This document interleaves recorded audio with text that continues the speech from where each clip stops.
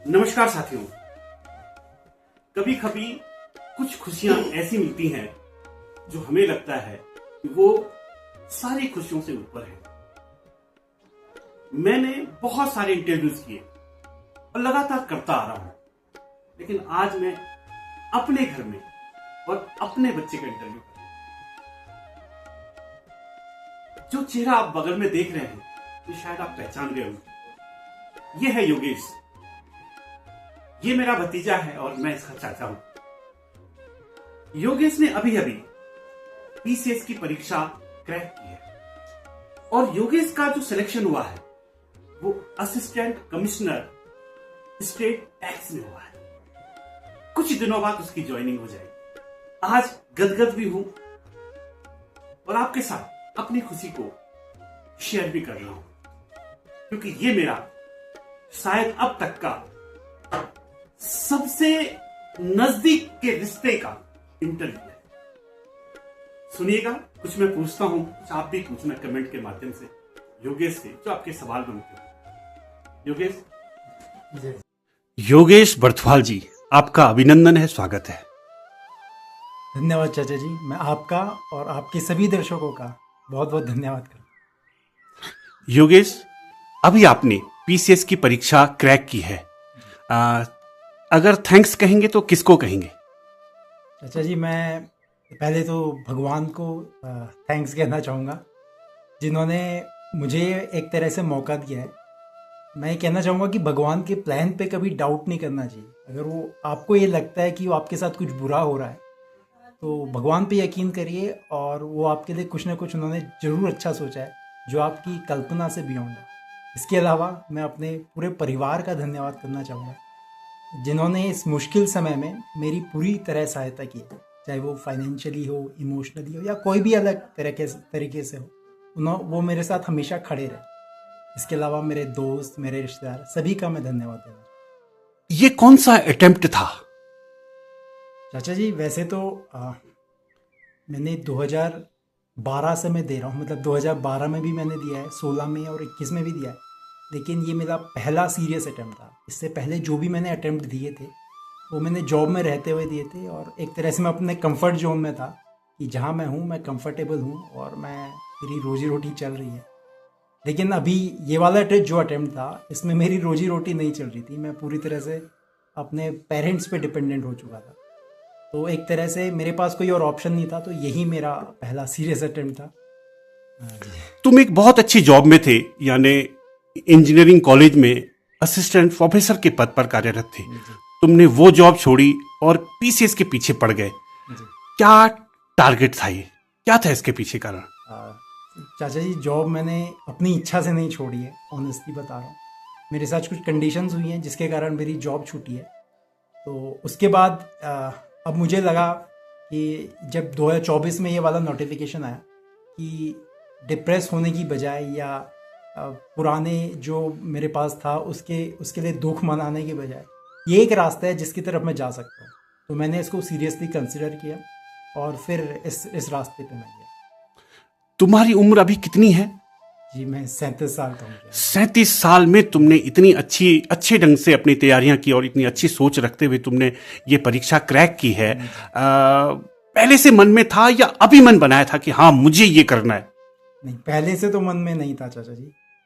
ये मन में अभी, जैसे मैंने बताया, जॉब चले जाने के बाद मैं ढूंढ रहा था मेरे पास और क्या ऑप्शंस हैं, क्योंकि एज भी एक फैक्टर था। तो जब ये वाला ऑप्शन मेरे को दिखा तो फिर मैंने इसको सीरियसली कंसिडर किया और इसको फॉलो किया। तुमने दूसरी जॉब ढूंढने के बजाय इसको टारगेट बनाया, जबकि मुझे पता है कि तुम शादीशुदा हो, तुम्हारी एक बिटिया भी है। उन सबको तुमने अलग रखते हुए और तुमने तैयारियां शुरू करी, इसके पीछे कोई खास वजह थी? जी, एक तो मुझे मेरा पहले से ही मन था कि मुझे जो जॉब करनी है वो अपने राज्य में ही करनी है, उत्तराखंड में ही करनी है। तो वो एक ऑप्शन मैं ढूंढ रहा था। इसके अलावा मैं अपने मन में ये रिग्रेट नहीं रखना चाहता था कि मैंने ये अटेम्प्ट तो दिया, लेकिन इसमें ये अटेम्प्ट मैंने सीरियसली नहीं दिया। थोड़ा सा और करता तो थोड़ा सा और करता तो मेरा हो जाता। तो ये रिग्रेट मैं नहीं रखना चाहता था। तो मैंने ये सोचा कि मेरा हो ना हो, लेकिन अटेम्प्ट मैं सीरियसली दूंगा। इसीलिए मैंने कोई दूसरी जॉब ना करके इसी को मैंने प्राथमिकता दी। योगेश ये बताओ, एक दुख ये कि जॉब छूट गई, दूसरा ये कि घर में पत्नी है, तीसरा ये कि मेरी छोटी बेटी भी है, और चौथा ये कि माँ बाप क्या कह रहे होंगे या क्या सोच रहे होंगे, और पांचवा ये कि समाज क्या कह रहा होगा। इन सब से निकल के तुमने इतना बड़ा लक्ष्य हासिल किया है। क्या थी मनस्थिति? लगता था कि मैं कर दूंगा? था, क्लियर था? कभी कभी डाउट होते थे, लेकिन मेरा परिवार मेरे साथ था, तो उनकी जो बैकिंग थी उस कारण ही मैं सफल हो पाया हूँ। वो हर कदम पे मेरा हौसला बढ़ाते रहे।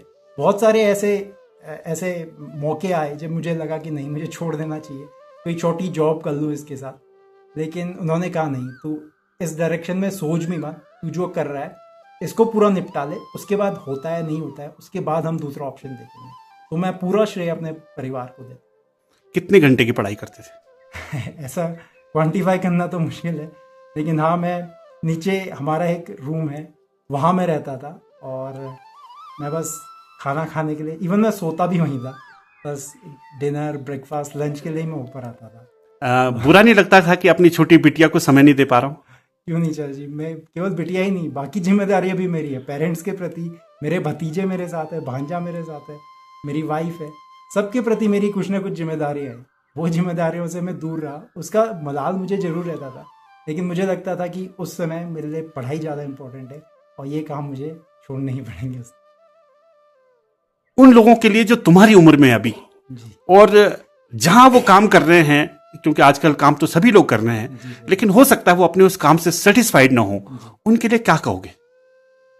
कि कभी हौसला ना हारें, उम्मीद हमेशा बनाए रखें, और age is just a number. मैं केवल इस परीक्षा के लिए नहीं कह रहा हूँ, इसमें ज़रूर एक एज लिमिट है कि इसके बाद आप नहीं जा सकते, लेकिन आप जो भी फील्ड में आपका इंटरेस्ट हो, अगर आप उसको सीरियसली परस्यू करें तो आप डेफिनेटली सक्सेस पा सकते हैं, यही कहना चाहूँगा। योगेश, एक सवाल पूछ रहा हूँ, हो सकता है तुम्हें अच्छा लगे बुरा लगे, लेकिन फिर भी मुझे लगता है मुझे पूछना चाहिए। आजकल का जो दौर है उसमें जो पत्नी है, यानी जो लड़की है जो दूसरे के घर से आती है, एक तुम्हारी नौकरी छूट गई, मम्मी पापा में तुमने कहा कि मैं माता पिता पे डिपेंड हो गया था, चलो सबसे निकल के मैं मान के चलता हूं कि माता पिता ने तुम्हें सपोर्ट किया, भाई बहनों ने तुम्हें सपोर्ट किया, लेकिन पत्नी की मन स्थिति को कैसे संभाला तुमने? जी चाचा जी, इसमें ऑनेस्टली कहूँ तो मैं कई बार गिल्टी फील करता था कि जिस प्रॉमिस के बेसिस पे मैंने शादी की थी कि मैं इस पोस्ट पे हूँ, वो जॉब मेरी चली गई, तो इस बेसिस पे मैं गिल्टी फील करता था। लेकिन मेरी वाइफ ने मुझे कभी भी कम फील नहीं होने दिया, पहले से ज़्यादा सपोर्ट उसने किया। अगर ऐसा पॉसिबल है तो उसने पहले से भी ज़्यादा मुझे सपोर्ट किया। और चाचा जी, इसमें मैं एक बात और कहना चाहूँगा कि मेरी वाइफ, जैसे कहते हैं हर सक्सेसफुल आदमी के पीछे एक औरत का हाथ होता है। जी बिल्कुल। लेकिन मैं भाग्यशाली हूँ कि मेरे पीछे केवल एक नहीं, मेरी माता जी, मेरी दीदी, मेरी भाभी जी, मेरी वाइफ और मेरी बेटी, इन पांचों का हाथ है चाचा जी। इसलिए मैं अपने को बहुत बहुत भाग्यशाली समझता हूँ।